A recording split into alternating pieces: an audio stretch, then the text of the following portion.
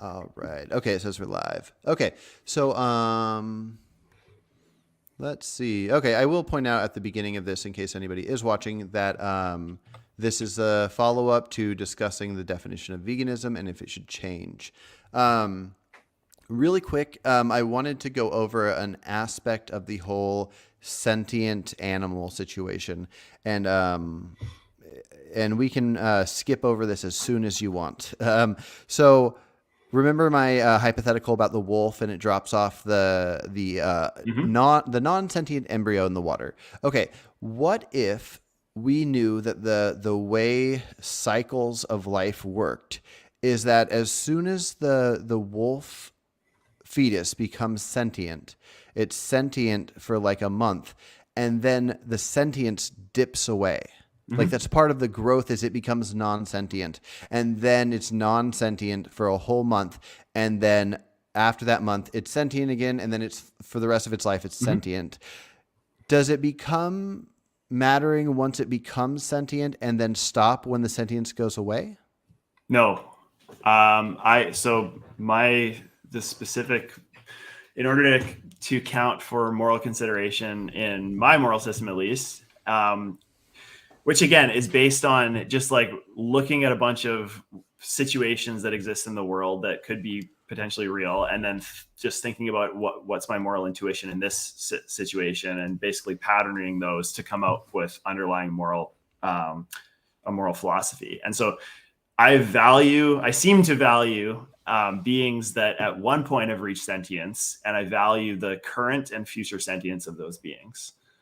So the Okay. wolf that reached sentience, I would start to value their sentience at that point and at any point in the future where they reach sentience. The parallel to that, or the example, could just be like a person that goes into a coma. They reach sentience and then they're no longer sentient while they're in the coma, but they are going to be sentient in the future. Mm-hmm. So I would value them before the coma. When they're sentient, I'd value them during the coma because they're going to have future sentience, and I'd value them Okay. after, obviously, as well.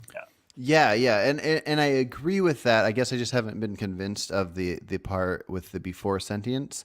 Um, In that you would value them before they reach sentience. yeah, so for example, if I was walking in the forest and I saw a pile of wolf sperm, I wouldn't value that in any way because there is that is not a thing that's going to reach sentience. It's not a thing that, as far as I know, can.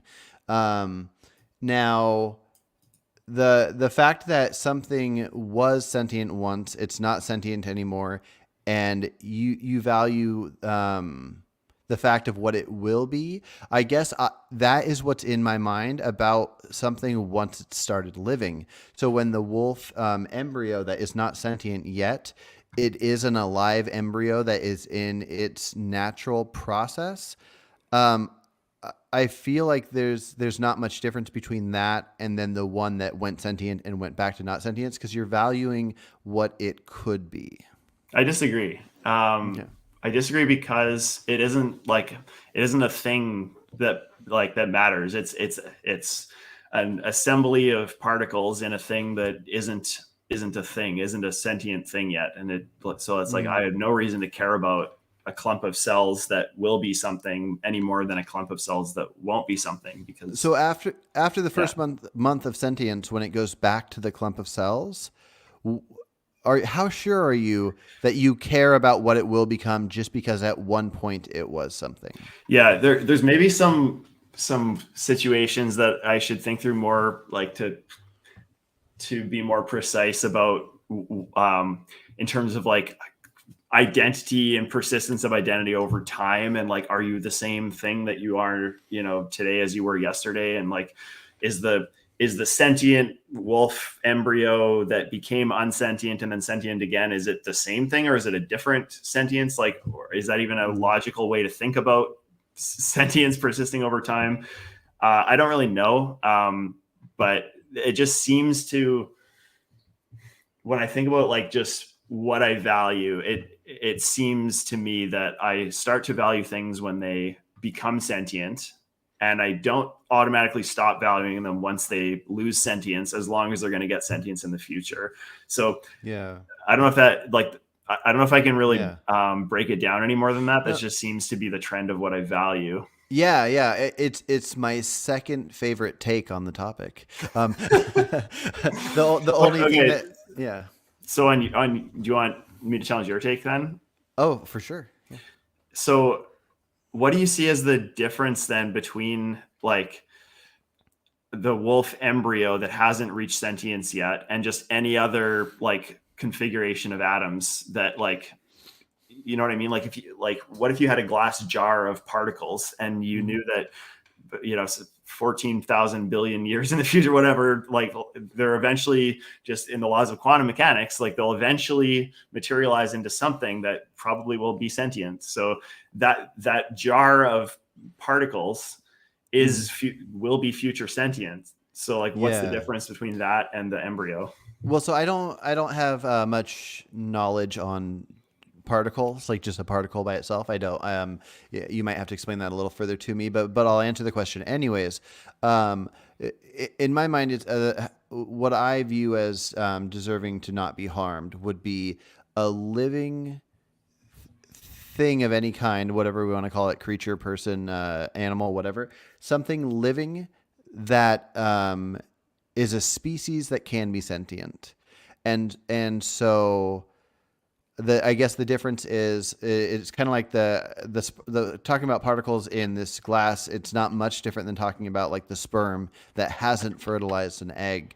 Um, it just yeah. So I guess that's where I'm at. Is once it's alive, it's alive. Now a tadpole that's not a frog yet. I mean, it's still a frog. It is part of the process. As soon as something becomes alive, it's alive. This is usually how I word it when I'm talking about something like abortion. And it blows my mind that nobody else words it like this, but maybe I'm wording it poorly. Is whenever people get bogged down by the idea of human skin cells are alive, and they're trying to compare that to maybe a fertilized egg or now that I know a the process of singamy. The problem is not if something is human life. It is if it's a human. And for some reason people don't word it like that. But same thing with the wolf pup. Same thing with animals. Everything. Once it becomes its own thing that is part of the process, and it could just be a weird set of words in my mind. Like, was one of my stages of life just my dad's sperm without the egg, or was my first stage of life ever the undescribable distinction between a fertilized egg and singamy? Yeah. Well, I mean, we're trying to, by saying my life, it's Mm-hmm. sort of an imprecise like word, like phrase or whatever. So I think you're Mm-hmm. trying to like to put a definition on that, which is fair to do. And I think that like what most people mean by like a human life is like when you think about those words, you're thinking about like people. And it's like, if you, Mm-hmm. so when did that person start? It's like, I think the person sort of uniquely started when when there was two, like the DNA merged or whatever they do from the mother and the father at the point of singamy, where now it's a unique human life. And so I think that's like what we're trying to get at when we say when a human life starts, and then when a human life ends obviously is when it is no longer alive. The Mm-hmm. question is like, um even if we can define that, like who cares? Like would you value, like, let's say there was a genetic modification that came where people were just brain dead, like from the point where human life began until the point where they died. They were just completely brain dead, hooked up to Mm-hmm. machines, just vegetables. Would you have moral value for those people? Would you? No. So I think the Okay, future is an important aspect. interesting. Well, kind of like so you value a human as soon as it has day one of sentience, right? So about 10-ish weeks into pregnancy. So imagine if there was a group of species of human that only ever reached that level, and then they just kept hanging out at that level. We wouldn't value them if we could magically, scientifically know there wasn't going to be any future to them. Right. I don't know when that changes though. I don't know if you've hung out with like a 6-month-old. I'd probably feel the same way about them. But a 5-year-old that was going to stay 5 forever. I mean, that's just kind of cool. I hate that my daughter keeps getting older. I wish she would stay like right around 5 or 6. So the future matters a lot. But then that's why it kind of gets dicey. Yeah. Yeah. The future matters a lot, but like the future is there for the glass jar of particles too. Do you want me to explain that just real quick? It'll take about a minute. Yeah. Go for it.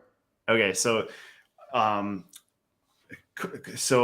if you think of like, are you familiar at all with quantum physics and what happens? Not really. No. There's a concept called entropy, where it's like if you think about just like particles bouncing off of stuff or whatever, eventually, like if you start with like 2 jars and there's a little space in the middle and you have all the particles in one jar, they'll all end up like 50-50. Like 50% of the particles over here, 50% over here. Okay.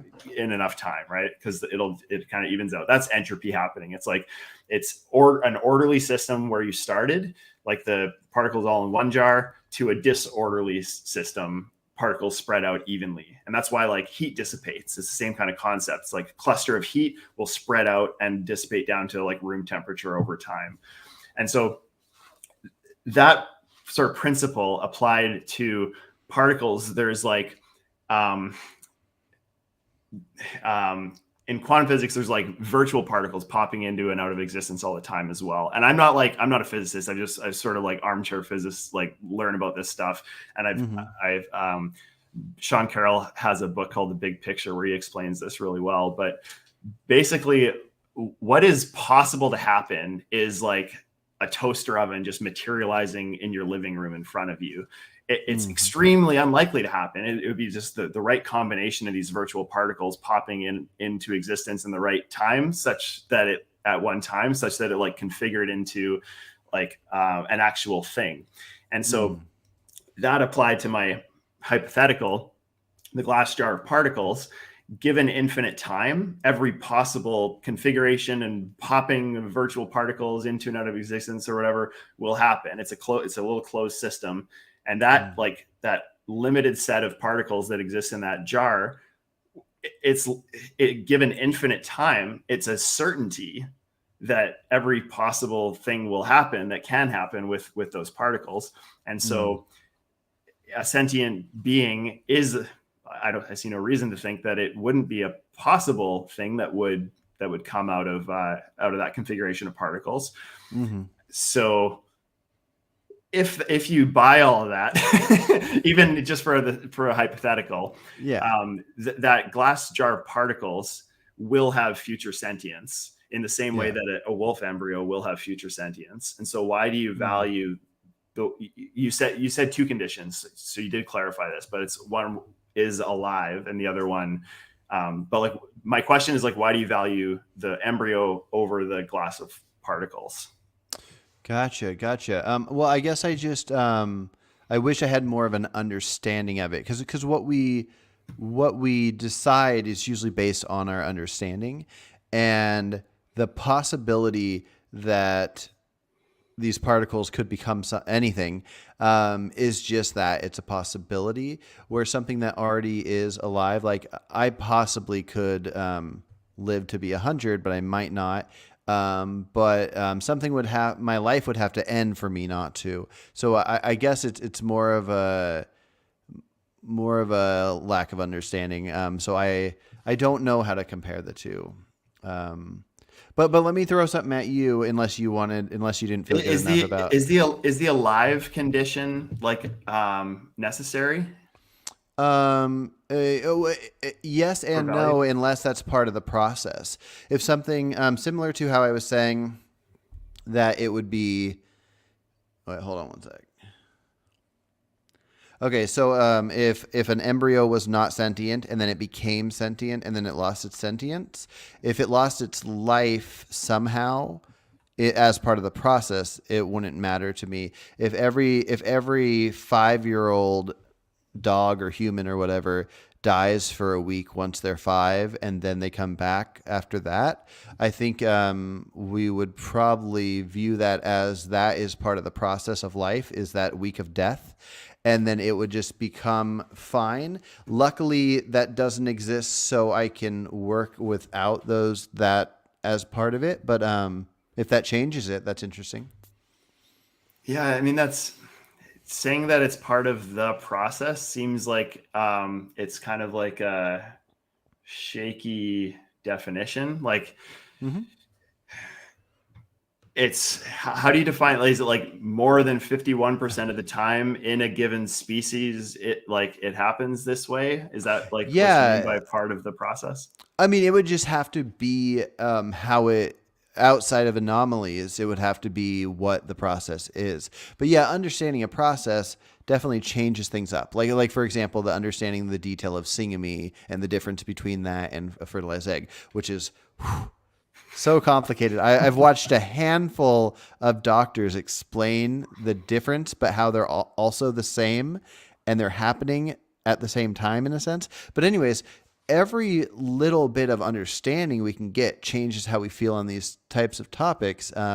It has a big impact. If a sperm goes in and fertilizes an egg, and we witness what that makes something become, that's a huge difference between sperm going in and then spending a week or two going to different places, and it hasn't combined with what will become like a person or a wolf or whatever. Being on the vegan channel, I prefer to talk about wolves and people, but but and so we have all these different levels of, we can say like, oh, this sperm is its own thing, this egg is its own thing, until something becomes, like even something that is its own thing and sentient, it is its own thing, but it doesn't mean that before sentience, something isn't its own thing. I know this is poor wording, but yeah. But okay, so let me just straight up, like, so you gave two conditions there. At first you said living and of a species that can become sentient. Yeah. And so for the living one, you've sort of clarified that to mean like living, assuming that it's part of living unless it's part of the natural process or something, which could include things that aren't living at some point or something. Is that? I mean, at this point, if we had a hypothetical where a living sentient thing, part of its existence is that it dies in Yeah. between, I think we would have to value that element. I mean, What it's if it wasn't part? Like, does it need to be part of the natural order? Like, what if yeah. something just did die but could be brought back to life through, the what do they call it? The jaws of life, or no, the zapper thing, I mean, people would probably factor that, especially depending on the age of it. If it was a person, people would factor that into levels of neglect. If every 5-year-old dies for a week and then magically comes back, then part of not neglecting your child would be that when it dies for that week, you have to, put it in a nice bed and not. I'm just asking if you value it, like if you Yeah. grant moral consideration to that. If viewing the whole thing, and I can see how a species works, and there is clearly a beginning and end. So like, I haven't been convinced of something like reincarnation, so I don't know how to look at something in a way after something dies. But if it played out exactly how I view humans, but there was a week-long period when around the age of 5 that you are completely dead, no heartbeat, no brain waves, but then after that week's over, you get all that back. I think I value that. I think I wouldn't view it as fair game. I want to eat a 5-year-old. Nobody can put claim to that 5. The thing that sort of just rubs me slightly the wrong way about thinking about it in terms of like what's normal for a species and everything is like, couldn't you conceive of just like a sentience is created that's not tied to a species, or we know nothing about it, and it's like, wouldn't you want your moral system to be able to be applied to that being, regardless of like if it was its own species or if it had these like normal things about its process from life to death or whatever. It's like, wouldn't you want to just be able to like look at a being and just know if you value it or not, Yeah. No, independent of like other unrelated beings that happen to be of the same species? wait, I am saying I value it, and maybe I missed something. Well, I thought that all these conditions that you're giving, because I'm asking you, like, what do you mean by living? And you're trying to, you're saying things like, well, I want to understand like what the species normally goes through from its like conception through death. And if there's like a period where it's not alive, but it still will become on average or something, then I would still value that. So I'm just saying like, never mind the species thing, or like, what if there's just like a being that's of a new species? Like, to me, it's just like, yeah, it doesn't has it reached sentience? Yes, it has. And then will it have sentience in the future, or does it have sentience now? Yes, it does. Cool. Then I value it. What questions would you ask of a being to know whether you value it or not? If it is alive, if it is like continuing its process, if it's in its process of an individual being existing in a living form that that has the capability of being sentient. Okay, so alive, living and has the capability, so it has to be alive already. It doesn't have to be alive in question, like with an example like the dying as part of the process for the week in between. But it would really depend. This would be an entirely different conversation if the world was overpopulated with a crazy amount of animals and every animal lived to be 10,000 years old and there was like weird dying processes in between. So it'd be complicated. But as far as what we have and adding in some elements of hypotheticals, if something is like, so you are your own person, you have certain looks, you have certain attitudes, you have your memories. If you were to die today, but that was a normal part of the human life cycle, was you were going to be dead for a week and you were going to come back in a week and then you were going to live another 50 years and you were going to have all your same memories, you didn't lose any of them, I would consider there being a problem where people view that week that you were dead as part of your life cycle as an acceptable time to like kill you, like officially kill you. Can I offer a change to that? Like, would you care if it's a thing that happens normally to a species or just something that's going to happen to me? We would just have to be aware of it. We'd have to be aware that a life began at a certain point and that there would be something we could describe as that life ending at a certain point, and that entire time, if possible and practicable, we would honor that life. And by honor, I just mean we'd value that life. Okay. What if so living and of a species that can be sentient? So what if it's a being that can be that is of a species that can be sentient but will never reach sentience? If it will never reach sentience, then that's a good point. That's interesting. I don't think I don't care about it. I think that depending on the details, for the sake of valuing life, I do think there is something to, no, I'll just go for right now. I'll go with that. If it never will reach sentience or if it loses its sentience, but stays alive, I find both of those to be somewhat equal. Now, the difference is, so we'll have future sentience.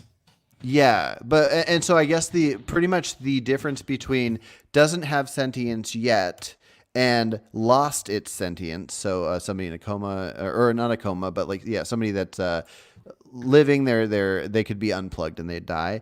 Is the difference is that one, if you leave it alone, it will become sentient, and the other, you have to interact to keep it alive versus you can neglect it if you want. Is that a morally relevant difference, or are you just clarifying a difference? I think it's a morally relevant different, only to the level of an act of killing, and in some forms, an act of neglect would be killing. For example, if we were going to get to the detail of like a fertilized egg entering the uterine wall, if you were to drink a concoction that would kill off the fertilized egg, that is an act that is happening that is, well, let's just call it killing. It sounds funny, but that is killing the fertilized egg, whether we think it deserves protection or not. Whereas if you take something that prevents it from going into the uterine wall, you are neglecting it and it dies. And so then we have to decide if we care about neglect versus killing. But they're very similar. Right. But in terms of moral value, I think we're getting closer here. So it's actually not is living. It's like has reached life basically for you, right? At one point. I mean, that's only with the weird hypothetical about there being death in between. So you go off that. Yeah. That's fine.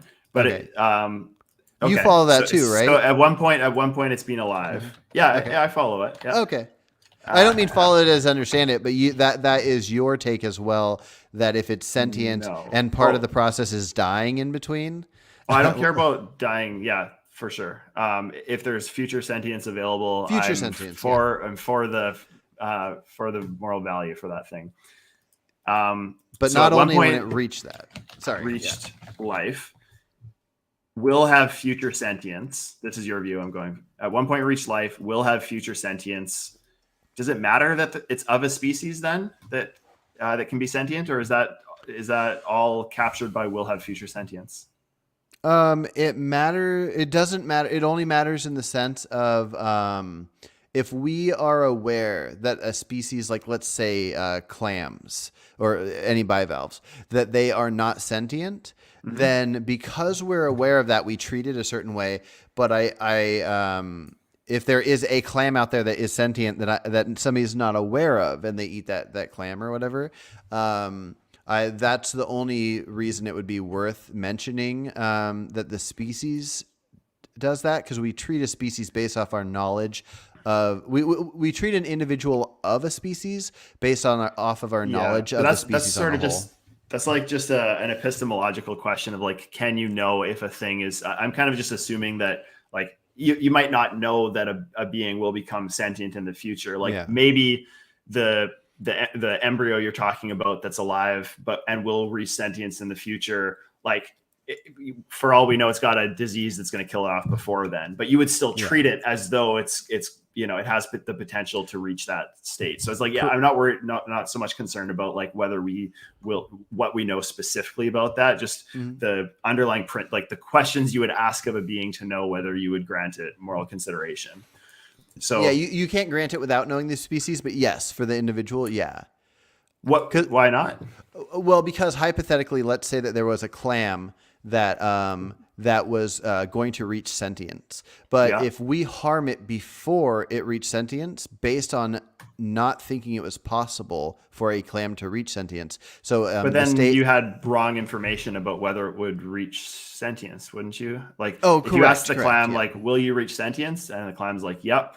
And then, are you alive, or have you been alive at some point in the past? Yep. And you're like, okay, cool. I value you. You don't need the species part, right? My bad. Yeah. You as long as you can see the full spectrum of that thing's life, then yes, correct. Totally. Okay. So really the only difference between yours and mine is the point between, well, I guess it's not necessarily a point between, but you value things when they become alive, as long as they will have future sentience. I value things once they've reached sentience. So to find the differences, we just have to look at like this, like the Venn diagram and the parts that fall out of the middle part of that. There's maybe some things. Is it possible to reach sentience without being alive? No, I don't think so. So it's probably all stuff on your side that you would value that I don't value. Maybe what I'll do offline is I'll think about like some examples of what those things are. I wonder if anyone in the chat can think of anything like what those things are that are alive but haven't reached sentience that seem silly to value. But yeah. One thing, and I think we kind of already went over this, but so if the second an egg was fertilized for any mammal, if it was sentient for like 5 seconds, if somehow even though it's the tiniest thing in the world, we could poke it and see that it recoils and it feels something, it's sentient for 5 seconds. And then after that, it goes through the process that we view humans as, where they're not sentient till approximately 10 weeks. Would the fact that it started off its first second of life sentient, and then it went the what we're used to not being sentient, then you value it from day one? Yeah, I think so. It would be like I would value it less than a being that reached a higher level of sentience. Okay. Like that's kind of the point at which moral value starts, and you don't. So if it was it popped in with human level sentience right at the beginning, I would value that a lot more than I would value the clam like, or no, that's a bad example, the mosquito like sentience thing, even if they would reach the same level of sentience in the future. Gotcha. You know what I mean? Yeah. Yeah. Okay. This is going to sound strange at first, but then I'll bring it all back together. If you were walking through the woods and you saw a stick on the ground and there was a wolf there, and you knew it wanted that stick, but you wanted it bad too, do you think you owe that stick to that wolf for any reason? I feel like this is a trap. Let me think. It is a trap. Do I feel like I owe the wolf the stick? No, I don't think so. Yeah, you could have it. It could have it. Whoever gets to do it first. And you don't have to be afraid of the wolf either. Okay, so we have that situation where the mother goes to the hot springs, lets off the non-sentient embryo, and that goes into the hot springs. And then the mother will come back and it'll like crawl up the mother's fur, like straight up. Seriously, watch how kangaroos give birth. It's awesome. But so this isn't a far-fetched hypothetical. And then it crawls back in, and then a month later it comes back and it goes back down. We can imagine it could go back and forth on its. No, actually, it cannot go back and forth. It has not been sentient yet. It's down in the water. What's the symmetry breaker between the stick and the embryo? Yeah. So you want to eat this embryo. You know the mother wants it, but who cares what other things want? Is there a difference? It does seem intuitively like there is a difference, but I don't know what the symmetry breaker there is.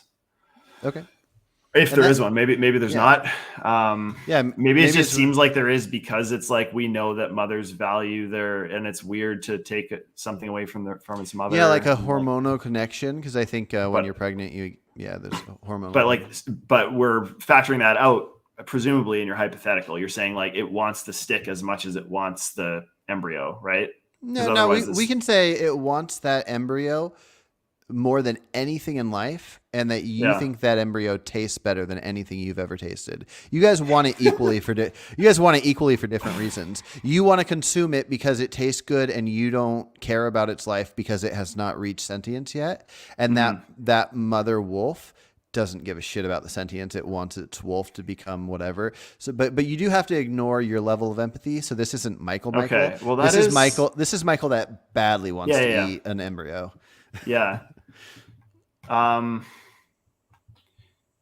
an animal so if I was to break into a human's home because I really wanted their TV and take it, I think that that's wrong. So that's does a wolf own its embryo in the same way that a human owns its TV? Why not? That's because in a society, you now it might be impossible to leave your society, but you're part of a society. There's a government, there's laws. You can hope that the society is something like a democratic republic of sorts, and you can vote in your politicians to get the laws you want. But if in your group of people you have rules that involve you go to jail if you break these rules, and the rule is you cannot steal a TV, you either need to leave your society, fight your government, or be willing to break these laws. And so that's just a part of being in a society. But let's suppose do you remember what's that tribe on some island that's hasn't had contact with humans or whatever? I know what you're talking about, but I can't think of the name. Yeah.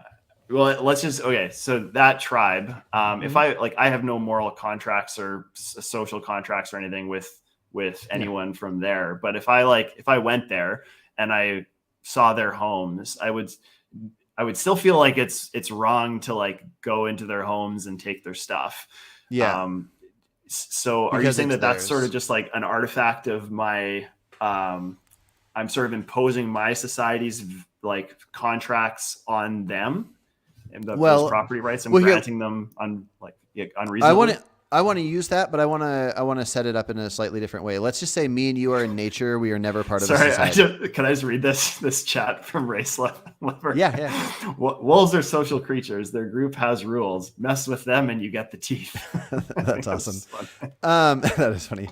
Okay, so let's just say me and you are in nature. We're not part of a society. We're just living on our own, whatever.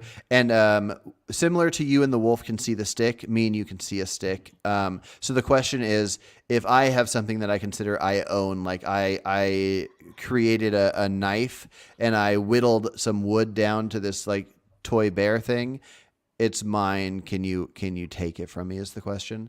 I think one of the elements of the question would have to be, well, first of all, if there's no society, then it would just be individuals deciding their own ethics. But then another thing that we'd have to factor in, even if we're putting our own ethics on creatures in the world, it would be, does something belong to somebody because they created it, like because it came out of their body? So if a cow poops in the forest and I want to use that poop as fertilizer, I'm not harming the cow. The cow just left it behind, but the cow created it. It's kind of like the wolf had eggs in its body and dropped off its embryo. Does it matter that the wolf has plans, or is it just that it created it? Like it seems like there's a difference. And by the way, thanks, Philip. It's the Sentinelese that we were thinking of, the Sentinel Island. Yes, but yeah, it's like the difference between like two bird nests. One that's like a bird is using, and one that's like abandoned. It feels like a very different thing if I shred them. Like one of them seems like a worse thing than the other thing. So yeah, I haven't really like thought that through as to what the underlying principles of that are, but like it does seem like I want to impose some of the social contracts that I grant to other humans to animals as well. Do you? I mean, sure. Like depending on the situation, it would change. I would not rip up a bird nest if it was a nest that the bird was going to use. But if I was a bird and I needed that nest, I would probably fight off that bird to take its nest. But just in general, stepping back, imagining a perfect world, everything's going well, resources are fine. I would grant these different things. Property rights are complicated because there are limited resources, so I don't know the exact answer for that. But as far as the wolf thing, I mean, because it's part of my stance is that it is a living creature that is in its cycle of life. I would value not messing with that. Oh, I just got a genius idea. An egg. There's a chicken is in the forest, drops off an egg. The chicken's just taken off or whatever, but that egg, I don't know exactly how chicken mating works and roosters and fertilizing and all that goes, but let's just say that it's fertilized. Once it's an egg, actually not all eggs are fertilized. But yeah. So that would maybe.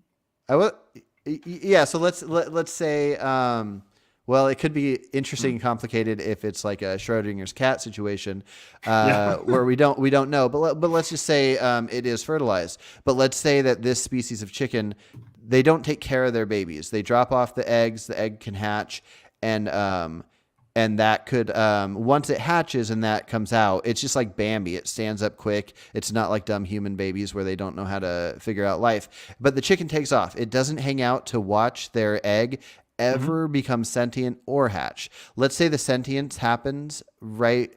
Well, let's say the egg stays an egg for a month, and 2 weeks into eggdom, it gets sentience, and then it hatches 2 weeks after that. Would you say that as long as you witnessed the egg come out of the chicken and the chicken take off and abandon its young, that if you eat the egg within 2 weeks, you have not done something wrong, where if you eat the egg after 2 weeks, you have? The 2 weeks the 2 week thing was when sentience happens. Is that what? Yeah. So that egg will become a chicken no matter what. That will be able to take care of itself. But sentience happens 2 weeks into it. The egg. There's two like sets of things that I'm concerned with. One is like the harm done to the rights infringements to the egg thing, and the other one to the chicken thing. And so it's like, to the chicken thing, I need to ask, do I care about taking its, like, the thing that it laid that it doesn't seem to care about or want anything to do with? And if I could know that, I don't know, it doesn't feel like there's... Let's factor in that the chicken that laid the egg, it's super pumped about its egg to become a chick and grow up and have a great life. But for whatever reason, its species, that mom just migrates quickly. I don't even know. This part doesn't. This part doesn't really matter. It's just this. Okay. This adds in a level of it's not coming back to take care of it. So you have to worry about two things. It will never know if it survives. It'll never know if a snake gets it or a human gets it. That doesn't matter to me. Okay. Really. And the egg is alive from day one. The second it lays the egg, let's say even a day before it laid the egg, that it was alive. There was life happening. It's of the species chicken, and it hasn't reached sentience, but it will continuously grow. Mm-hmm. And it will, however you describe life, cells will multiply. Yeah. And you could. Do you get the thing with like, I'm saying there's two like sets of considerations. There's the ones to the mother chicken and the other ones to the egg. And so to the mother chicken, I think I probably would extend some amount of moral consideration to its wishes with respect to its egg. Okay. But if we're factoring that out or whatever, so that's out. Do I value I would value the egg at 2 weeks and not before. Oh, no way. Yeah. Why? Of course. Wait, no. This egg's here. You know it's going to become a chicken. Yeah. And you would eat the egg if it was healthy for you. I didn't say that. Okay. If the chicken didn't care or want it or whatever, it didn't have those wishes. So I'm talking about the egg itself. Yep. Like, we're not worried about the chicken. Okay, the chicken doesn't care. It won't know. I don't care if no. I do care.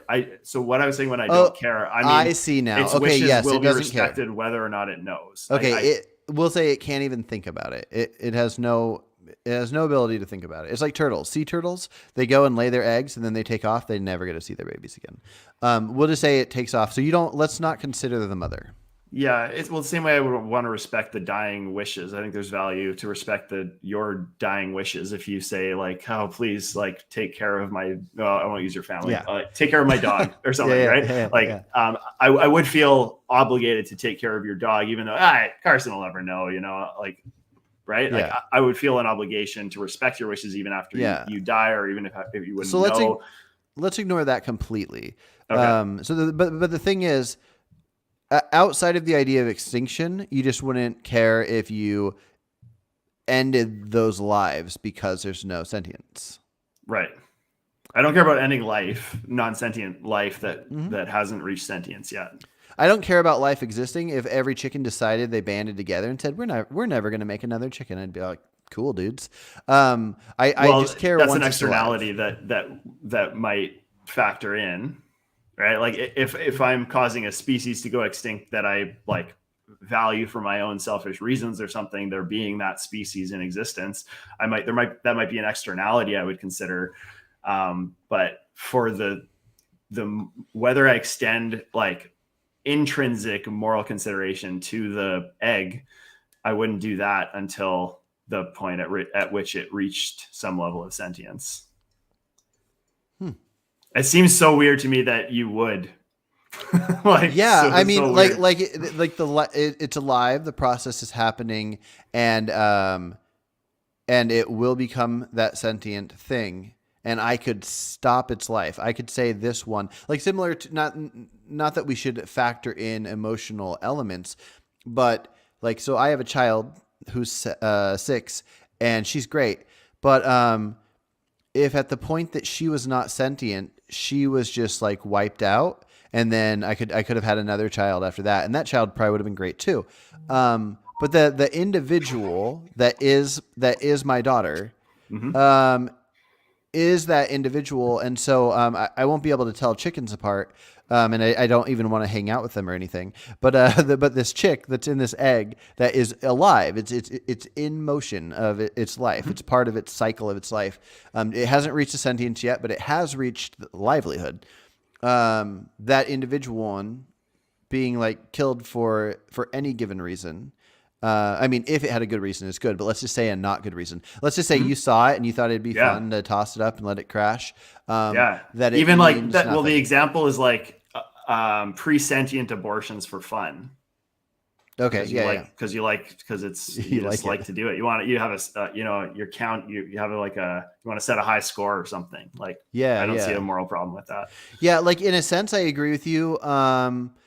But in a sense, I would have barely more of a problem with the moment it reached sentience, because especially the level of sentience, like likely the first second of sentience isn't much different than the second before sentience. I agree. But that's the part. That's like where I begin extending moral consideration. That's the point. Is like I extend very little. Like if there's a mosquito flying around, I don't care that much about killing the mosquito. Right. To be honest with you, right? Well, that's because they're assholes.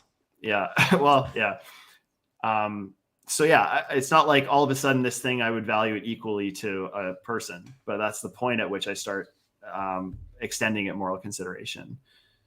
And gotcha. I don't see a reason to start extending it sooner than that. Like life just seems completely an arbitrary point. Like it's. Yeah.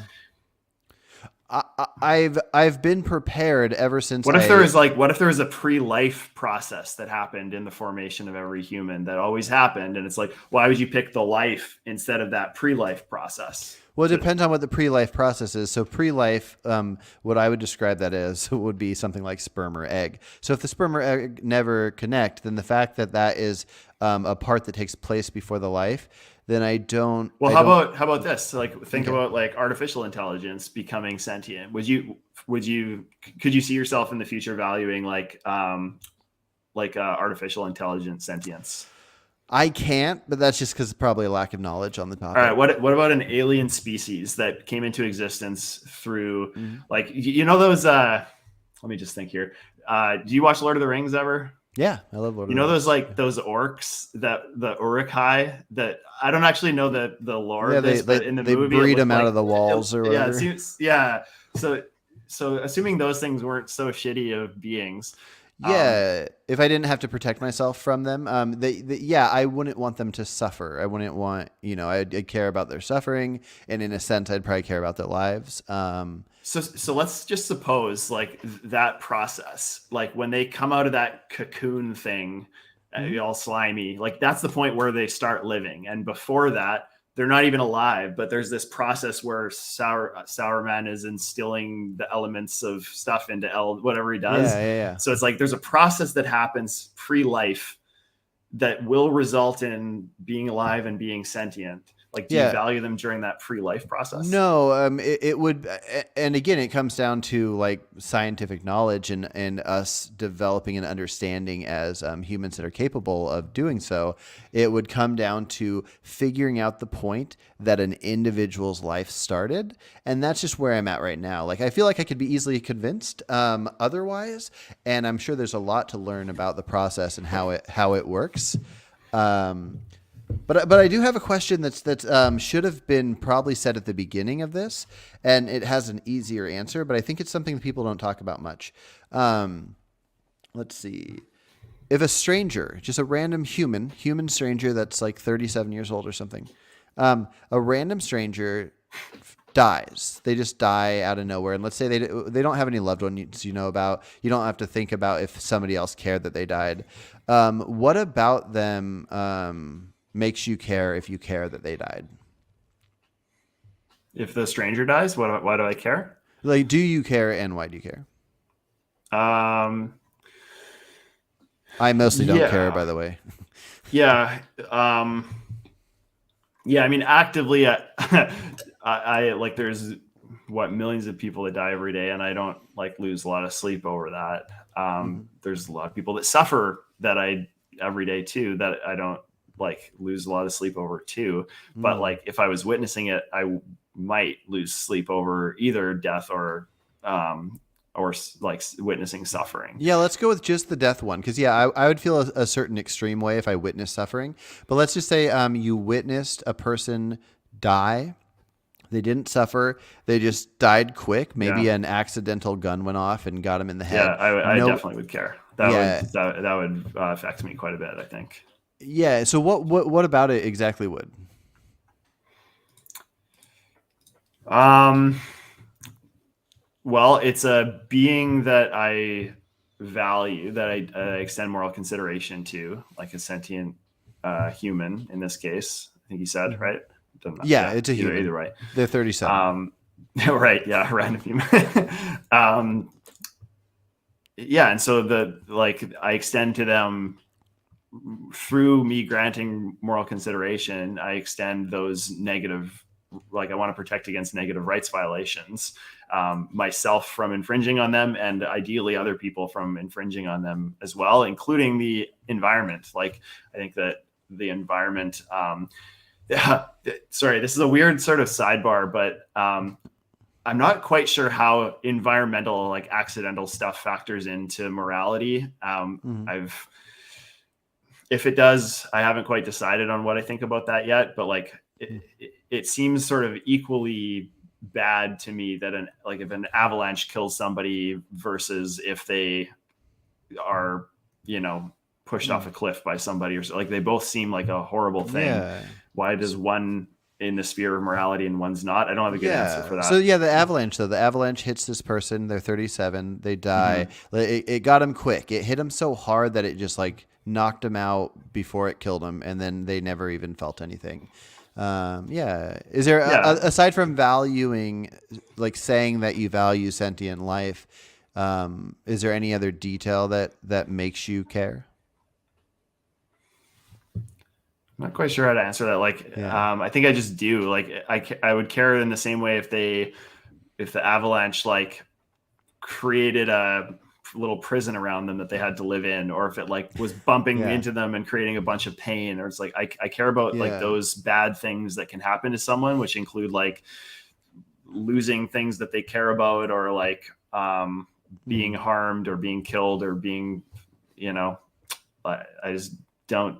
Yeah, those things all seem bad to me.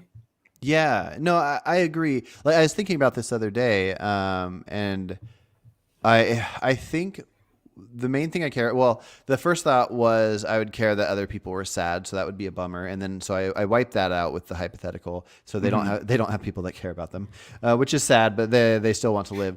And then I was imagining like the only way I can really connect to another person dying and why I care is because I have my extreme want to live. I have my future plans. I have all the things I want Mm-hmm. to do. There's so much music I want to listen to, and so I'm bummed out about that. Whenever I am looking at something about a celebrity that's dead, like a director like Alfred Hitchcock, I imagine that he loved watching movies. And when I know of a great movie that came out a year after he died, I'm just thinking like he didn't get to watch that. So I'm Mm-hmm. connecting my own thoughts of what I want for my future on them, and I feel bad about that.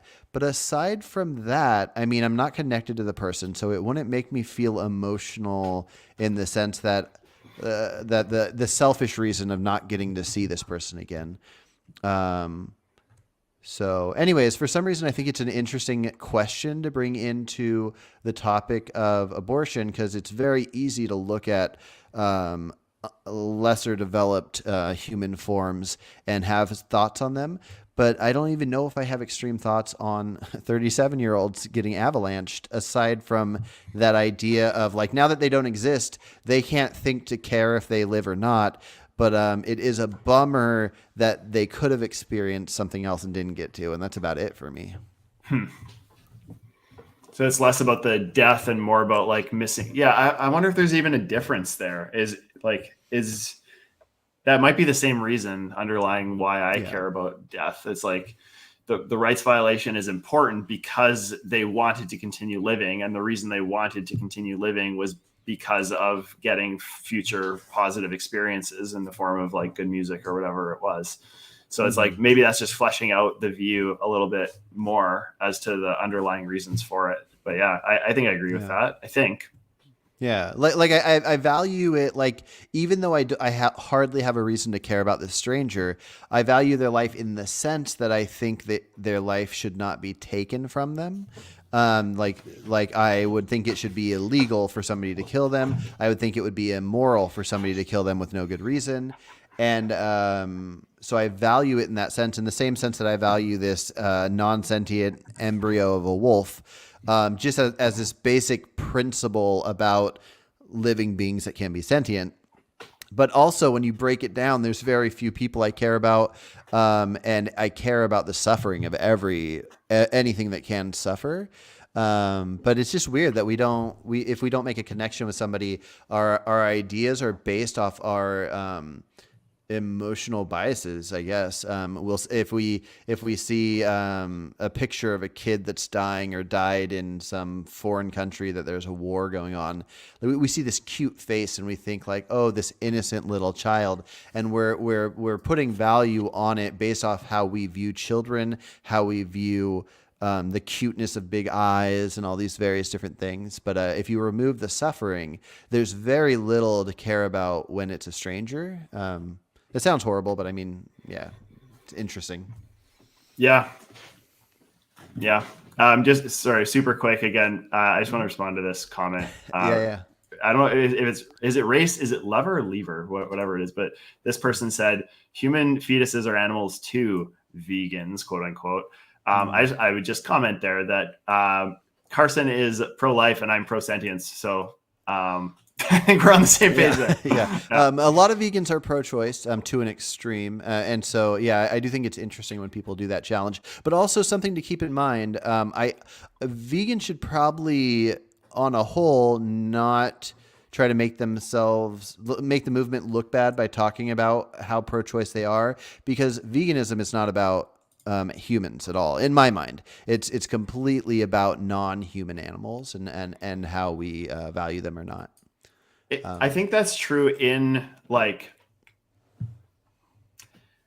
with respect to like the biggest issues that face us right now. I agree that veganism is about animals on Earth, but I think that there's a deeper moral philosophy underlying even veganism, which is just, in my opinion, it's treating sentient beings, like extending moral consideration to them, and in ways that make sense. And I think that entails veganism. It entails equal human rights for different, races and different special interest groups and everything. And it would entail things completely outside the scope of veganism, aliens and sentient AI and things like that. I think that those things would all be entailed under that underlying philosophy as well. Gotcha. Yeah, maybe it should be, and I'll think about that further as I'm redefining. But I agree. I don't think to be vegan. I don't think that I think you can still care about the well-being of animals while disagreeing on other issues the abortion issue or whatever. Humans are animals and circumcision is a violation of human rights. I guess I just even though I have a strange definition on veganism, I like to keep it animal related. Okay. Is there anything else you want to go over with this, or should I hop over to my next set of questions? With this being, so this is your veganism definition thing. So that element that we just did, gotcha. Was because I'm still trying to figure out, if it's worth noting, to care about non-human animal life, or if I can be convinced of the sentient argument, then that would change it.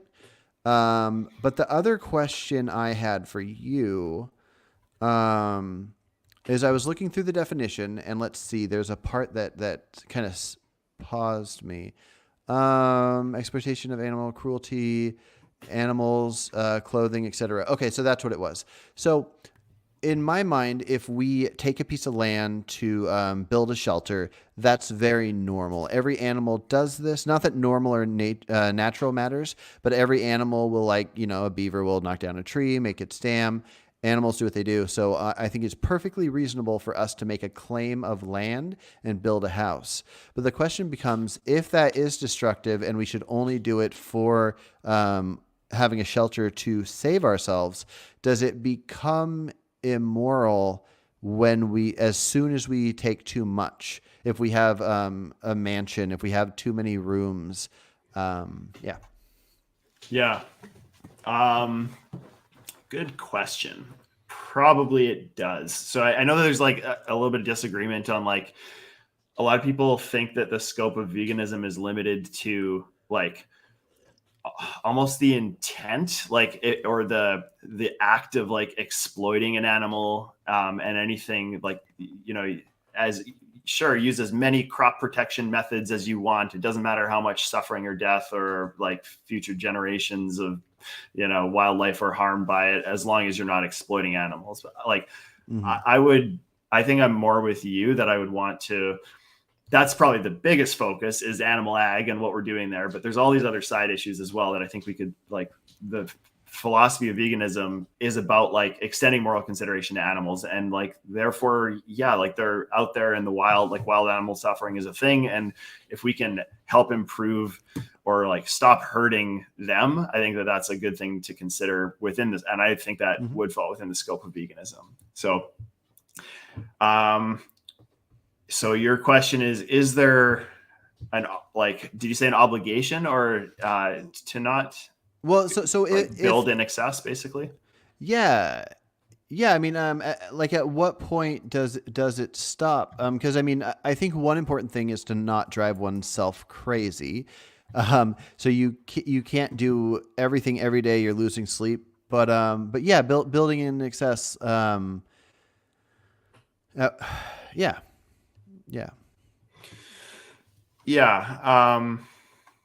I think so. And like in the same, would I put it in the same? So where my mind went immediately was like, is donating to charity or whatever. It's like you do better by donating more to charity and more of your time to helping people in need and that sort of thing. It does seem like it's not quite the same though, because by building, you're actively like imposing on somebody else's livelihood, being like wild animals. And so, yeah. Well, and would probably okay.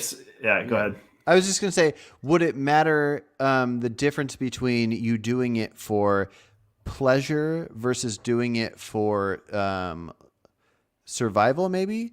For sure. Like for example, okay, so you're in Canada and you just had a house built in Arizona. In my mind, it's brilliant to go to closer to the equator when you want more sunlight for like vitamin D. I don't know if that's why you're doing it, but during the winter months, if you're in Arizona, like I don't know how I view the ability for some humans to do things versus others, but like I view that as a reasonable thing to want to get your health to a certain level by making yourself closer to vitamin D. So that's reasonable. But at what level would, I don't know where I was going to go with that exactly, but that's what it was, is if you were building further out just to add like a tennis court in your backyard that only you and one friend are going to use, and you're going to build this and this, and you're building outward, and tennis could be argued that you're building it to be able to improve your health as well. Yeah, like a sugar plant farm back there or something. Yeah. But do you view it as different, pleasure and health, for really. If we were harming something? I don't think so. Like to me, it goes to sort of quality of life as a bucket term, which like in things like psychological well-being and physical well-being and entertainment, like I don't know that I would categorically value those things differently. Like I think that there'd be a multiplier on health related things over entertainment related things.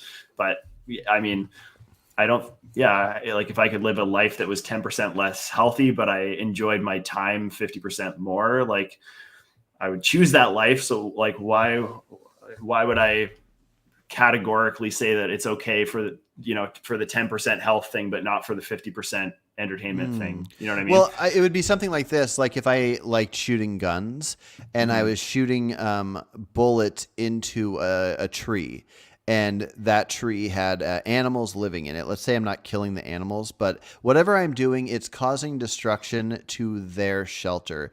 But I'm not. If I cut that down and needed shelter because if humans are in 40-degree or lower temperature for a certain amount of time, they get hypothermia and die. Me building a shelter is for my own health. But if I'm just getting the mental health, the joy of shooting a gun into this tree, and that's harming another being's shelter for my pleasure, but not for my health, I view it as slightly different, but I don't know if it's fair to call it something. Yeah, this is again like that that sort of threshold. Like I don't view it categorically different. So I think like you could add up enough pleasure or enjoyment factors, or like in enough high amounts that it would be like a higher valued thing than health. So like, for example, let's say you could take a pill that would like make you 0.0001% less likely to die of prostate cancer or something. Mm-hmm. So like that is for your health, but if it caused like the torture and suffering of like 10 animals to get that pill, is it worse to get that pill than it is to do something like that would increase your happiness over life double? Like, I don't know. Like, that's why what I mean by I put a multiplier on the health related things. Like they seem like a more important type of thing, but I think that it's not like by definition categorically more important or valued differently than just like any other quality of life metric. Would you say that for this reason, that is why it's important for the vegan definition to have the word seeks and possible in there?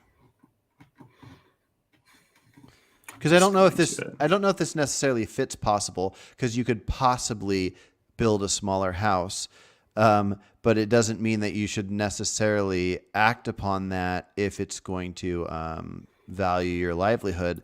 And this is the same thing with like extend moral consideration. It doesn't necessarily mean exactly equal moral consideration to all non-human animals either, or anything too. Like I would extend significantly less moral consideration again to a mosquito than I would to a cow or something. If there was a mosquito buzzing around in my office versus a cow running around in my office here, I would like try to usher the cow out, where I wouldn't think too much about swatting the mosquito down. So where was I going with that again? What did you ask? Sorry. Just if that for that reason that we're talking about, that there's different elements of livelihood and whatnot and building houses that can take away from other animals. Is that why it's important for the definition to involve the words seeks to exclude, and then also the words like possible and practicable? Yeah, I think so. In order for the definition to apply to like the spirit of what you're trying to achieve without like specifically nailing down like where the threshold is, I think you need like more vague words like that in the definition. So it's like, I think that makes sense. Cause like, we talked about the eating a fish once a month to improve the quality of your life or whatever by 20% or something. And like, I think I bit the bullet on something like that I would cause rights violations to animals or harm to animals for like major improvements to my life. But there would be a threshold where I wouldn't do that. And I think I am vegan. Like I don't eat any animal products, but if it was the case in some weird hypothetical where doing so would have a hugely material effect on my life, then I probably would. And which is why I think it's so important. This idea that I have that is going to drive people nuts and nobody's going to go along with it, of viewing it as a philosophy that that seeks to extend the moral consideration, where so many people won't build a smaller house, but will call themselves vegan because they are vegan. And they won't do this, that, or the other. There'll be a handful of things, like they might not ever care whatsoever about elements of crop deaths and these different things. Whereas somebody else could eat one fish a month. They could eat honey. even if you remove honey or remove the fish thing, they could eat honey, and they could I don't know. They could maybe they go hunting once a year and instantly take a life of a deer and eat that deer. But they are insanely heavily focused on every piece of produce they get is from a veganic farm that Right. doesn't harm them with the pesticides or the birds, no rodenticides, and their focus, like they spend all their time trying to figure out how to better the future in these vegan ways. And the having strict specific rules that are popular today to call somebody a vegan versus it being a philosophy of each individual having it in their mind that that's their goal. Yeah, I would agree with a bit of a caveat on my agreement, which is like I don't think you can do a certain amount of good to like earn like a boon to do a wrong. Like if I do enough Yeah.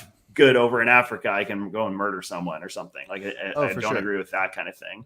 But Yeah, the like, amount of good I do doesn't make it to where I can ignore the apple I'm about to eat might have caused some harm. I yeah, we're just talking in about like yeah. we're all selfish to some extent, and it's like Mhm. to what extent is it acceptable to be selfish? I think that's kind of what we're trying to say, right? To value our own wants over animals or other humans or whatever we're talking about, like lives or well-being. Mhm.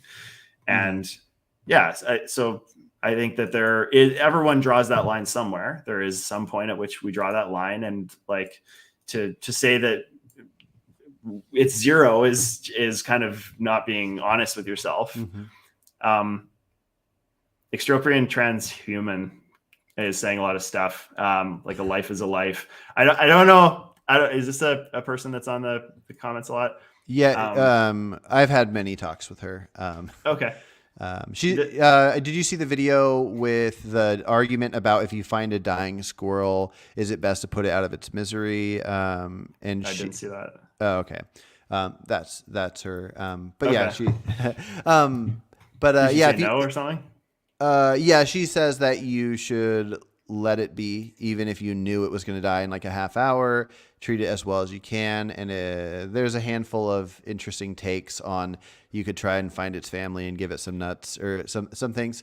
Um, Okay. but I mean, if but we're saying a life is a life, like that, is that equating between a mosquito and a cow? Like, is that where I we're? think to her it is. It's pretty extreme because we had a conversation. I love her, by the way. She's great. But we had a conversation where it got when we were talking about if you'd eat a chicken on an island or if a lion was about to kill your friend, would you kill the lion? It got all the way to the level of a gymnasium full of 5,000 children, and a guy with a bomb was going to blow them all up. That she was saying that it would be immoral to kill the guy and stop him from blowing them up, Right. and that you should let him blow up Yeah, the five. so that's like just deontology, basically. Like, don't kill. There's no threshold. Yeah, yeah, Yeah, yeah. um, I think it's a ridiculous position, personally.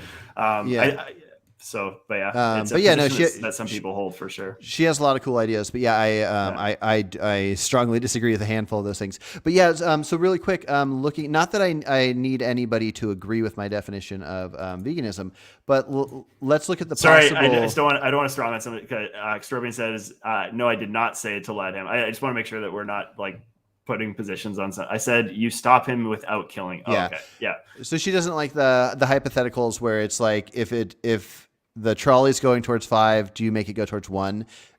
Her only answer to that would be neither. I will stop the trolley.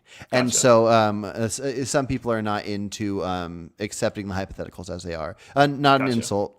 But yeah. So if let's say I put out my new definition of veganism, and let's say a bunch of people caught on to it, and you were going to critique it, what would be if we went by the idea of each individual that feels that they are philosophically a vegan. They to various different degrees. One might eat honey, one might all these different things. But their goal is not that they think if they do good enough they can excuse something else, but their ultimate goal is to extend moral consideration to animals. Where would be the critique as far as somebody that considers that honestly not just lying about it like Garland Farms calling himself a vegan, but somebody truly claiming they are a vegan but still maybe consume some animal products, would there be a cutoff where you would think that would be extremely problematic? I think so. I mean, we could certainly point to like clear cases on either side, and to try to narrow that down. Yeah. I'd have to probably think about that maybe in a bit more time rather than try to nail that down like on the fly. But yeah, I think there's a point at which I would like the same as which like I would choose to call somebody a murderer who is like doing the thing, like saving the 500 school kids by killing a guy. It's like, if it was for, you know what I mean? Like you scale up like what's on the other side of the scale or whatever. And it's like, at some point, I'm not thinking of this person as a murderer. If it's to make a quick buck, I would call that person a murderer. If it was to like stop to save their wife from breaking their knee, I'd probably still call them a murderer. If it was to, you know what I mean? Like you scale it up and up and up. And at some point I'm just going to be like, that was actually a morally good thing to do. You're not a murderer. So gotcha. I would think it's the same kind of thing that we would do in the case of, are you a vegan or not? Is like, you look at like, how are they living their life? In what situations are they choosing to like violate the rights, the negative rights of sentient beings? And yeah, total those up with, it's by some math, and at some threshold say like, yeah, this is too much. Yeah, for sure. There's probably something like that, especially if you view it as not being worth considered just a philosophy. It has to be a philosophy followed by action. Because a couple things I might compare it to, I'll leave out religion because some people don't like when I compare it to the idea of religion. But let's just say that you had a philosophy that you thought that nobody should use drugs. I mean, obviously that would be such a loose philosophy, but the philosophy is that you feel this thing and you think this should be done this way. But one thing leads to another, and you try a drug, even though you have this philosophy, and then you get hooked on it and you don't even think you should do it. If you could change anything about your life, it would be that you wish you weren't hooked on it. And then you continue to use that drug. I would consider that still a philosophy you hold, even if you don't act upon it, which would be similar to when I was like 20, I went vegan for a little over a year. The off and on flexitarian in between then and me being full vegan for 8 years now, if veganism was a philosophy, from that whole time, I extended moral consideration to animals, and I felt it deeply, and I did everything in my power to do my best. But due to, let's say, addiction to eating animals, which is why most people aren't vegan today. I disagree with that. I don't think it's because you don't think that's why? No, okay. But you can finish your point. We can skip that. So at least for me, I felt how I felt, and I never changed how I felt, but I gave excuses. Like I'd be like, oh, everybody else is doing it, and I miss this taste, and I do this, that, and the other.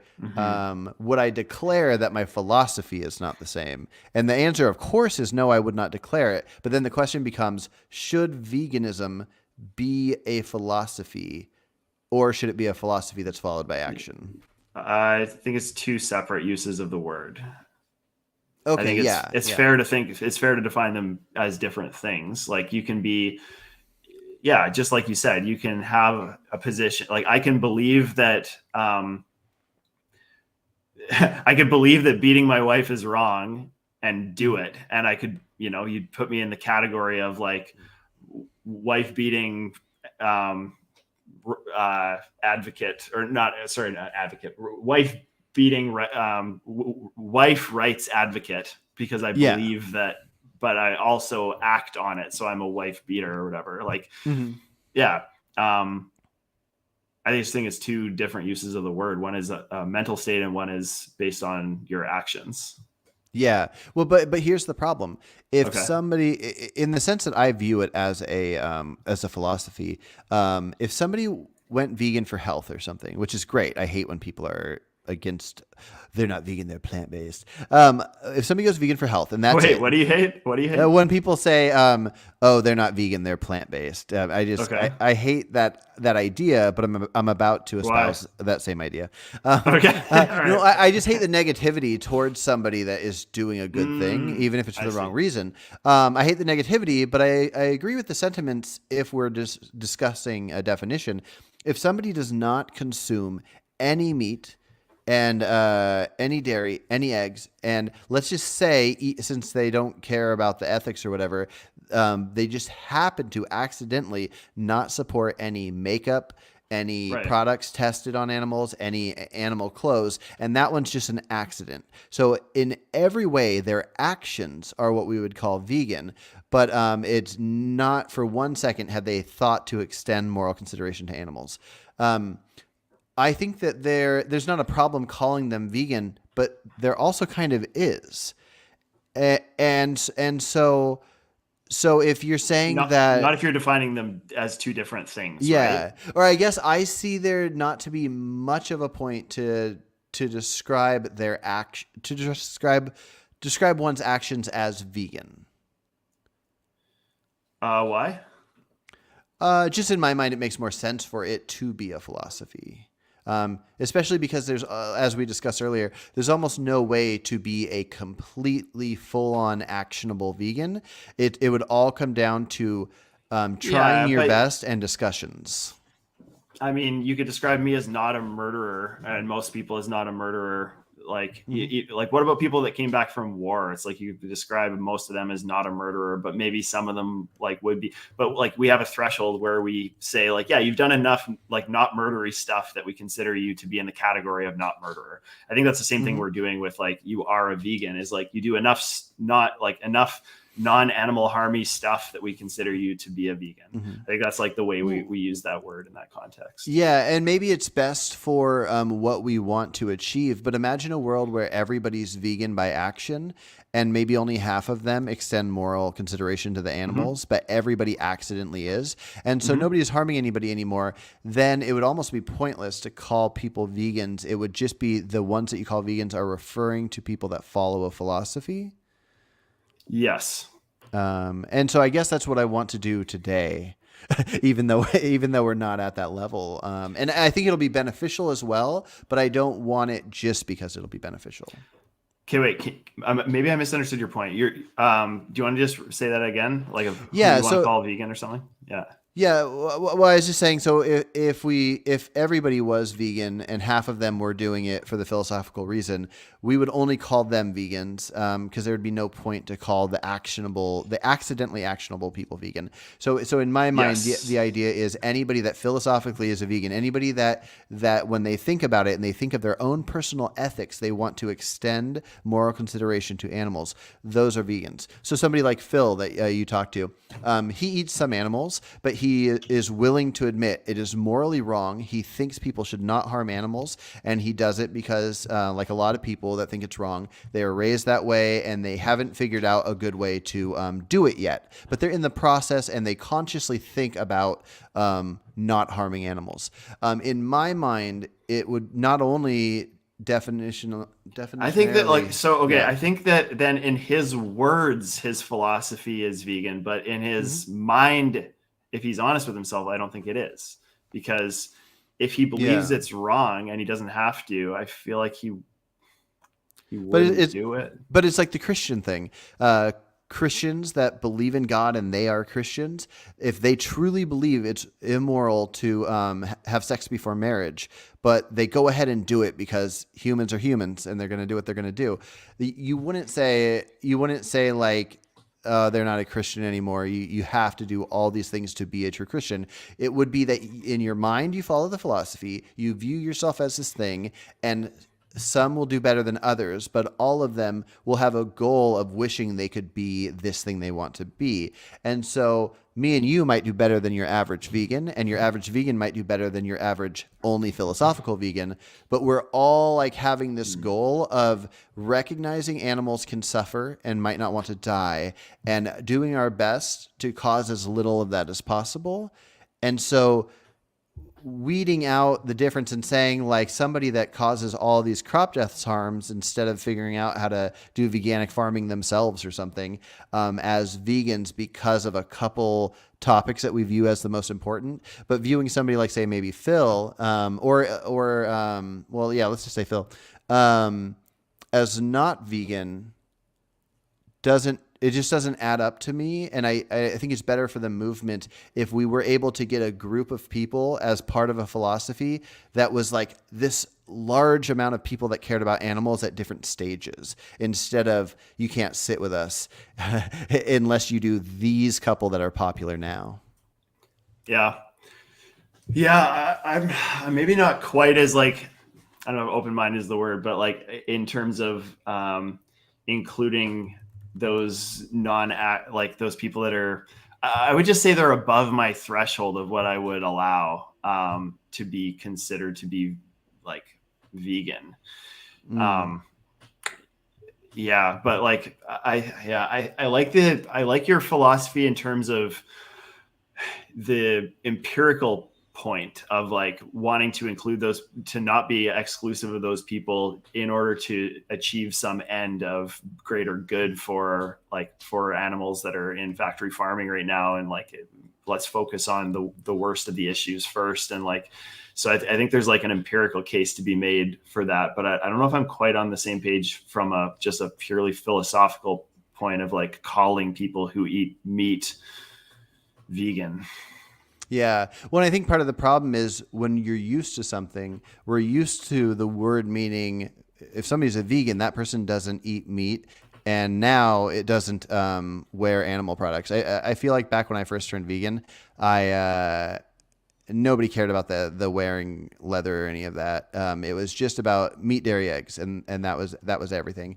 And even most vegans then didn't care about honey, where now your average vegan would call somebody that eats honey not a vegan.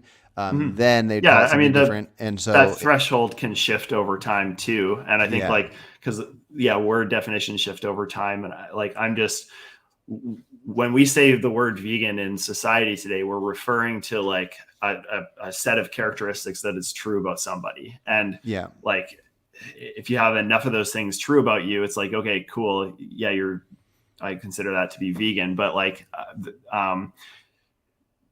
eating animal products like is pretty weighted heavily on like there'd have to be something hugely offsetting that. Like you had to do it to survive or something. Just super quick, Carson, Phil is actually in the chat right now. He said, if you want to share my 1 minute audio about human sacrifice, he says he doesn't call himself vegan unless everyone's clear that we're using Carson's philosophical definition. Correctly. And I was just using him as an example. The 1 minute audio clip he's talking about, while we were talking, I tried to download it so I could put it on here. And I think I'll just upload it as a separate video. But it was an audio clip that he was responding to the Vegan Gains debate. And because Vegan Gains was talking about how crazy it was, the discussion about if somebody was eating 100 humans and I convinced them to eat 50, we wouldn't consider that good. We should consider that still bad.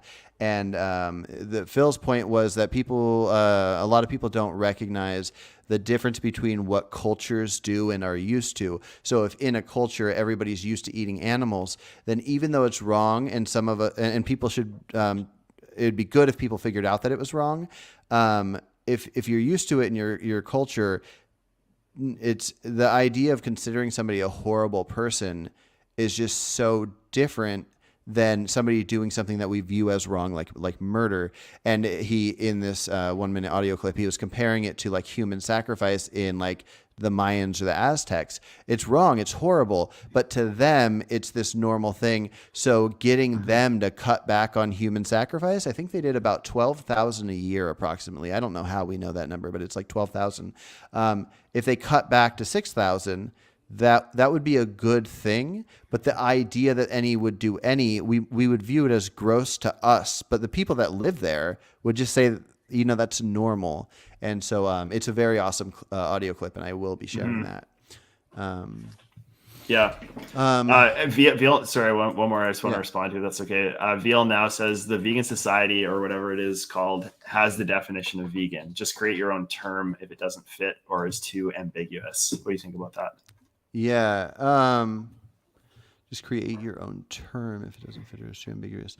Yeah. Well, what I've discovered as I'm sort of rewriting it is that I actually do like the current Vegan Society definition, which involves the word seeks, and which I think essentially the Vegan Society definition that is at the top of this comment, if anybody wants to scroll up, essentially it says what I'm saying.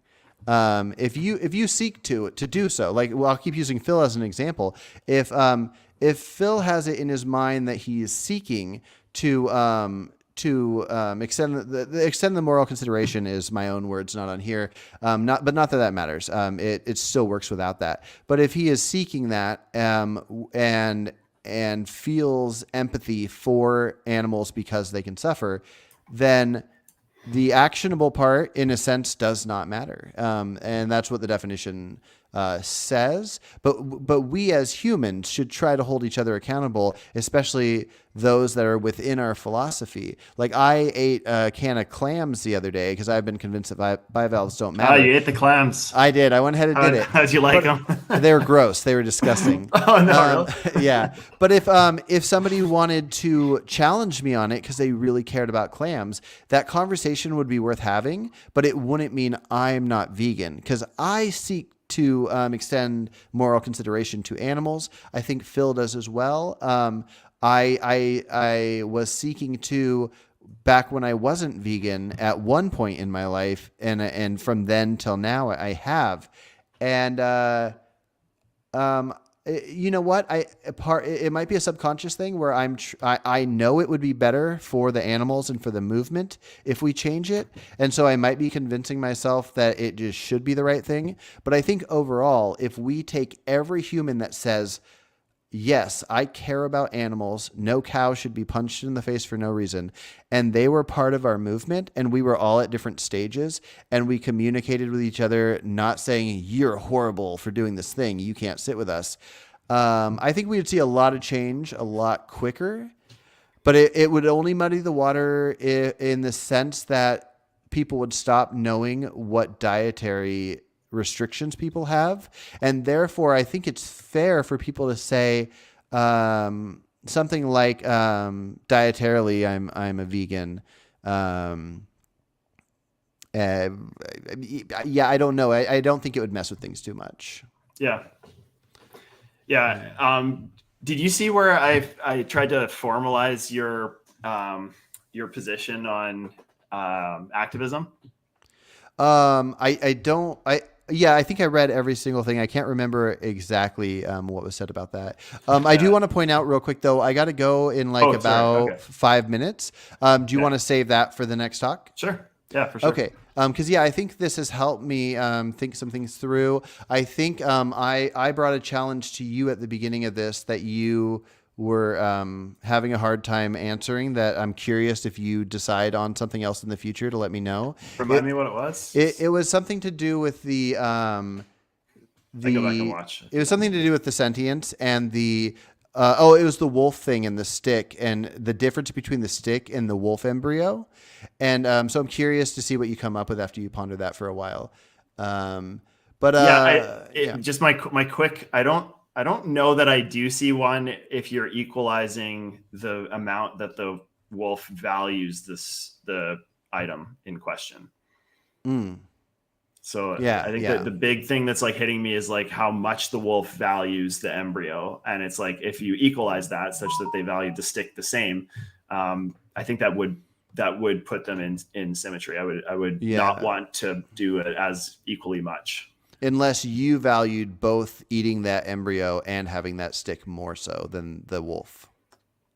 I don't understand that, but like if we're equalizing like externalities. Because the ultimate question was, if this stick was in the wild and it didn't belong to the wolf or you, do you owe it to the wolf to have it? And part of the difference with the embryo was depending on how bad the wolf wanted something. Then I think if we view neither as being worth moral consideration, a non-sentient wolf embryo or a stick, then it would come down to your personal morals. I'm guessing you don't give a shit about a stick or a wolf embryo. You're going to let that wolf have it. But in the hypothetical, if you cared about it at the same level or higher, it would be first come, first serve. And maybe after thinking about it further, you're going to let that wolf embryo become a wolf. I don't know. Okay, I'll think about it some more. But my point with this whole thing as well, like we can talk about my how much of the mother wolf's rights I would respect, but the thing, my sticking point was I don't value the embryo intrinsically. There's externalities that I might factor in that could change whether I eat it or don't eat it or hurt it or don't hurt it. But gotcha. Intrinsically, I don't give a care. Gotcha. Okay. I want to read two more. I want to read two more comments before we get going. So I think this is very important. So Phil, who we were talking about, and I used without asking him in this, said, when I really think about it, the number one thing that stops me from being vegan is the judgment of friends and family. I don't want to be a problem for others. An addiction to animal products. I think that's very interesting and important. At first when I read it, I was thinking he was talking about the judgment of other vegans, like not liking how vegans judge people, but it was referring to people maybe view vegans bad. And so, yeah. I was going to read only one other comment, but I do want to read what Garland has here. Animals can't legally own property. So when before we do that one, can I just respond to Phil super quick? Yes, definitely. Yeah. I think two things there. Number one is this was something that I thought about a lot also. And I was like, am I going to be a huge burden on my family? And people have to cook a whole separate meal, or it hasn't been a problem. I just like bring stuff where I go, and like people are like always kind of like, they're almost like, oh, cool. Like I made this like new plant-based chili for you to try. Like, how do you like it? They were like looking up recipes and everything. And I've even seen them like continue to make those recipes on their own. Like they're not vegan, some of these friends, but like, it's almost been like a new kind of exciting thing for them to try. And I think they like, if they're good friends of yours, they'll respect like what you value. And honestly, like it's a way that they can support you with fairly little effort to themselves and just be a good friend or a good family member or whatever. So that wasn't my experience. Like I had a very similar fear to what you're saying there, Phil, and it wasn't my experience that ever became a problem.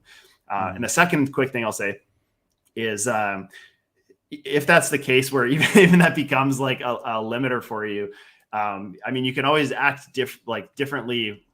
That doesn't give you sort of the excuse to be non-vegan then on your own, right? So like, you don't even have to, and nobody needs to know you're vegan to be vegan. I mean, aside from people might find it weird that you're not eating a certain thing, but also you could be a vegan, especially somebody that currently eats meat and is thinking about being a vegan. You could be a vegan that never tells anybody you're vegan. You personally don't purchase things because you don't want to harm animals, but when you're at somebody's house and they make a meal and it has meat in it and you eat it. I wouldn't do that. I'm not saying to do that, but it's just kind of interesting to hold the philosophy. You don't have to be part of our gang. You don't have to join the groups or whatever. So yeah. But you should, Phil, join us. Okay, so I want to read two more things. So Not Your Mom, Not Your Milk says, reasonable vegan, you should do a watch along of my film. So I'm guessing there's a documentary of sorts, like probably a short one on their YouTube channel. I'd be interested to see your arguments against it. And by the looks of your comment section, so would your subs. Yeah, and maybe you too, Michael. If we both take a look at it and we think there's enough things we would talk about on it, we could do a watch along thing where we comment on it. And we can do that in the future. Cool, yeah. Drop a link if you are still here. Not Your Mom, Not Your Milk. Yeah. And then I'm just gonna read Garland's thing really quick. Animals can't legally own property, so when a crop farmer moves into a natural ecosystem and starts to deal out the death and destruction, that's the rights violation, not the animals wandering back. What are your thoughts on that? Yeah. Well, I guess first of all, bringing legality into a discussion of morality is sort of a category error, in my opinion. Mhm. But I mostly agree. Like, I think that we are, like, societally, we sort of compromise on like doing what we want with land to the most, like, sort of minimalizing our impact on the ecosystem. But like, we build cities, we build buildings, we build roads knowing that it has a negative impact, and we generally like don't, we sort of consider that a necessity of just like the society we want to live in. And I'm not, like, by the way, I'm agnostic on whether or not the fact that we've built cities and everything had a net negative impact on animal rights violations in the whole. Like, I don't know. Like, now that there's cities here, is there less wilderness for all the suffering and death of wilderness? You know what I mean? Like, I don't know. But his second part, the rights violation is where in the, what does he say, that it starts to deal out the death and destruction? That's the rights violation. Yeah, I agree. I think both Carson and I agree with you on that, where like crop farmers, we do have a moral obligation to reduce the harm and he responded to you. He's talking about cities, yet my post is about crop farming. Well, you say, the reason I mentioned cities is because you said when a crop farmer moves into a natural ecosystem, so replace cities with farms in that case, Garland. Like, I'm agreeing with you with your point. Go ahead, Carson. No, I was just going to say, well, first of all, I think me and you and Garland should do a talk together and break down a handful of things. A lot of vegans don't like to talk about these side things because I think a lot of people like to think that the thing they're doing is the right thing. It's similar to non-vegans want to feel like eating meat's okay. Vegans want to feel like whatever extent that they are doing is okay, which it probably is in some sense, but there's always more to look at. And I think both me and you like to look at details like the crop deaths. And I would say I'm kind of torn on, I don't, in a sense, care about animals in any way, but at the same time, I don't want to violate their rights that we can afford them or cause them harm. So if an animal in nature is going to populate and make their own homes, burrows, whatever they're going to do, their dens, they're going to make it and take up area. And because they're the most powerful, they're just going to do it. They don't care. And another animal will have to go find a home somewhere else. In this same sense, if it didn't destroy the ecosystem, I don't think any animal necessarily owes other animals land. There would be some form of a cutoff, and I'd prefer if humans didn't take all the land. But each time you take a section of land, assuming that something else has rights to that, like natural rights, I don't side with that. And I don't want something to suffer or be removed. But if something lived out its life and then a species went extinct and did not affect the ecosystem, I haven't been convinced to care about that. So I'm in favor of farming crops for our own species, just not harming other animals while we do it. Yeah, I realized I misinterpreted Garland's comment there the first time I read it. I thought you were saying that it's not the bad thing that we move into the land. It's the bad thing that we deal out the death and destruction once we're there. I think what you're actually saying in your comment is it's in the crop death situation, it's not the animals wandering back and eating the food being the rights violation, that they're stealing our food. You're saying the rights violation is when they wander back to the land we stole from them, us killing them. So I think if I've interpreted that the right way, that the city thing was with respect to the way I first interpreted your comment. I was just trying to read it on the fly there. I think, as Carson mentioned, I think both of us are sort of on the same page with respect to minimizing the harm caused through crop protection as an entailment of veganism, at least in our view. So yeah, we can talk about like empirically how to do that best, but I know Carson, you got to run, but probably warrants a further conversation. Yeah. Let's definitely do another one. And let's set up somewhere we get a bunch of questions in advance. And yeah, anyways, fun stuff, and it's good talking. Let's see. Go to your YouTube search bar and type in these words: crops protection. Yeah, he's just strawmanning us. So yeah, no worries. Yeah. Okay, sounds good. Gotta hop off here. Take care, guys. Ciao.